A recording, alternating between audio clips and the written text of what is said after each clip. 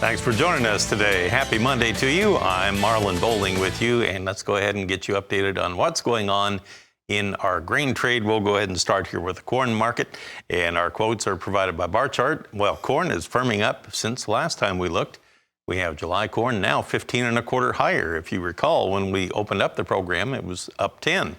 So now we're 15 higher at 569 1/2. Just a penny, a penny from our high of the day at this point. December now 7 1/2 higher, and now 7 3/4 higher at 507 1/2. That's only one tick off of its high. Well, we had a sale announced this morning of some soybean meal to the Philippines. It was 225,000 tons, and that sure didn't hurt the cause of soybeans. My goodness, look at them go. July perking up. It's up by 32 cents at 13.39 1/4. And now you have November 22 higher at 11.97 1/2. Both of those are within about 2 cents of their high of the day. In wheat in Chicago, we started out this morning, we were lower by about 4.5 cents, and now July wheat is 4 higher at 6.09. So things really starting to turn around here. Let's see if Kansas City wheat can turn around as well. Nope, not yet. July down 3 at 8.21 1/4. However, it is off of its earlier low by 14 cents. Now let's take a look at the Minneapolis wheat and see what's going on there. You have July now 6.5 higher at 8.10 1/2 right now. In our cotton market, we'll go with that July. It's up 8 points at 86.80 per pound. In December, down 10 at 83.79. Well, yes, indeedy. We have Chris Swift in studio with us, and welcome aboard. Good as morning. always. Yes. He happens to be with Swift Trading in Nashville.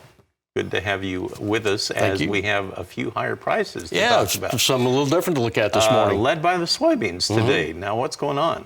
I'm not real sure. I know that anytime you get export sales, everybody's like that. But the market had been very, very low for the last 2 weeks in a row, been selling off. So I think a combination of kind of running out of sellers down there. We've seen a lot of farmers selling and probably not wanting to do as much selling down here at under that $12 low. So probably more than anything. That rain slowed down the planting just a little bit. So everybody gets a little bit of everything today. What do you think we'll have for percent plant?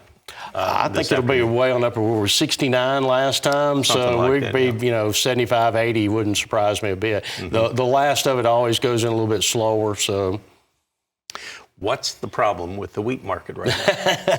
I think a little bit of everything. I think us opening up the Russians opening up the corridors for another 2 months probably left some aspects to that. I think when we get into the harvest to it of wheat, it's going to be good everywhere except in that drought area. And now that the drought area is getting some rain, maybe even they will have a small amount of crop to come in.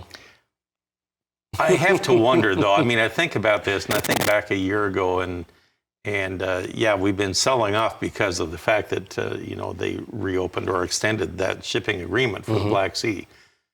But do you remember a year ago when just out of the blue, there was a bomb or a mine or something hit? I do. I think it was a Russian military ship out there and sank it in the harbor.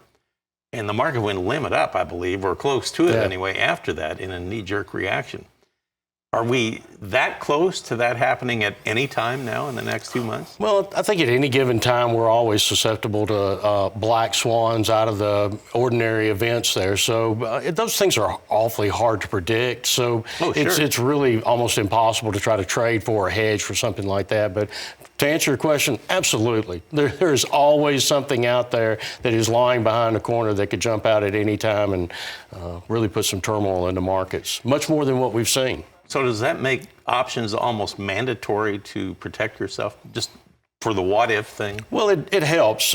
Even buying options on that, if nothing happens and you can lose a lot of premium just buying options for things that are kind of out of the ordinary there. So I think if people stood with their hedging program, their marketing program, and as volatile as prices are going to be, they'll still have a better advantage of hitting the market. As it goes up and down, if you stay sideways, it's going to hit you some point in time. All right. Well, I'm glad you pointed that out. So we're going to come back in a moment here, and then we'll take a look at our livestock trade.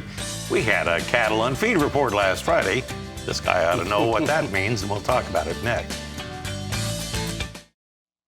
Well, as we mentioned right before the break, we had the cattle on feed report that came out Friday after the close.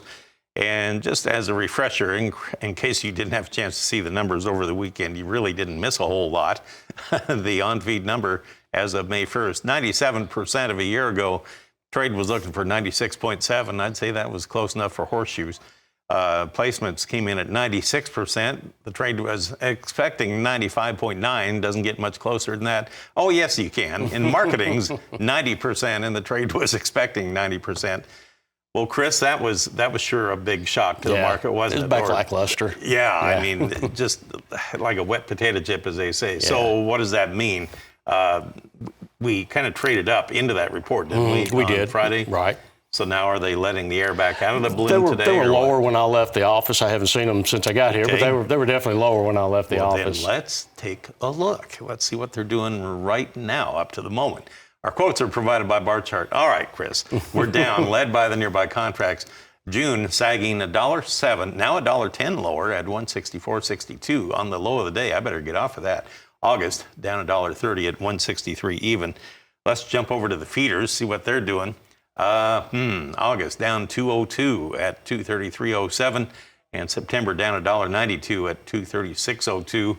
Is that justified given the numbers that we had? Or probably so.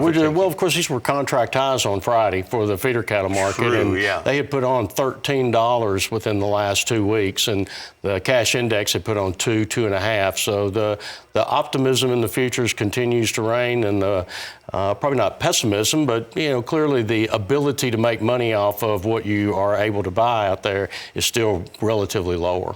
You look at it as just a day of profit taking then? Or? It's possible. I'm really not sure, just to be honest with you. We have just soared, and again, we're dealing with tremendous amounts of optimism out there, but yet we don't see the real cattle feeder out there bidding up these prices like that because there's no margin in it. There's very, very little margin, if any at all. All right, let's look at the lean hogs then, get you updated there.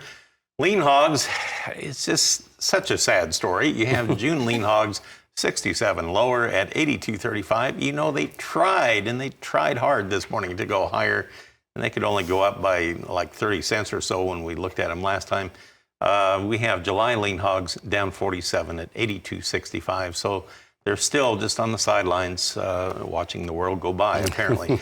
Anyway, I appreciate you coming in. Absolutely. Thanks for your perspective. Always a pleasure. Yeah, I always look forward to hearing your viewpoint on things. And thanks for the comments today. That's Chris Swift of Swift Trading. He's based right here in Nashville. And Tammy, with that, I will turn it back to you.